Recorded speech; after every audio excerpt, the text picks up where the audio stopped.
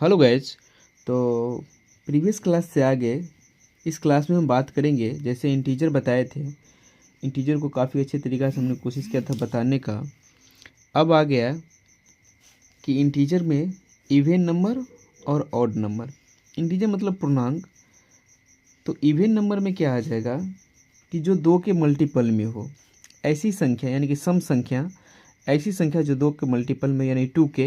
इसका मतलब ये हो गया कि जो दो से डिविजिबल हो, a number which is divisible by 2। कोई भी संख्या जो दो से डिविजिबल हो, दो से भाज्य हो पूरा पूरा, उसे हम सम संख्या कहते हैं। अब आता है विषम संख्या। तो इसका जो फॉर्म हो जाएगा ये 2k + 1 where k belongs to integer. K कोई इंटीजर होगा, यहाँ भी k बिलोंग्स टू इंटीजर। अब कह रहे हैं विषम संख्या, ऐसी संख्या जो दो से पूरा पूरा डिविजिबल ना हो। जैसे एग्जांपल देखिए, -1 -5 -3 -1 3 5 7 9 11, ये कम्प्लीटली डिविजिबल नहीं है 2 से, इसलिए विषम संख्या है।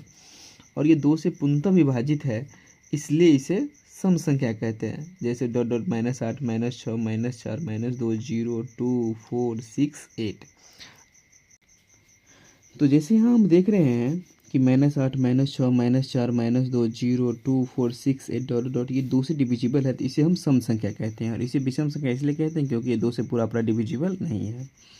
अब आता है 0। तो 0 जो होगा, 0 इज़ एन इवन नंबर। 0 जो है एक सम संख्या है। देखिए 0 जो है ये 90% का केस में, 0 जो है ना, 0 ये 90% के केस में ये सम संख्या है। अब यहाँ वही बात है कि 0 इज एन इवन नंबर, 0 एक सम संख्या है, सम संख्या है 0। अब आता है 0, हम बताए थे ना कि 0 90% केस में इवन की प्रॉपर्टी बताता है, सिर्फ 10% और की प्रॉपर्टी बताता है, इसलिए 0 इज एन इवन नंबर। अब यहाँ पे आता है कि ऑड प्लस माइनस ऑड, ये हो जाएगा even. Odd plus minus even, ये ऑड होगा। जैसे ऑड प्लस माइनस ऑड का मतलब होगा, ऑड में हम लिए 3 + 3, ये देखिए 6 आया। 3 - 6 लिए, ये -3 आ गया। देखिए तो ये क्या हो गया, ये ऑड और ये इवन, ये सेकेंड वाला केस। ऑड और इवन, तो क्या आया, ऑड आया ना।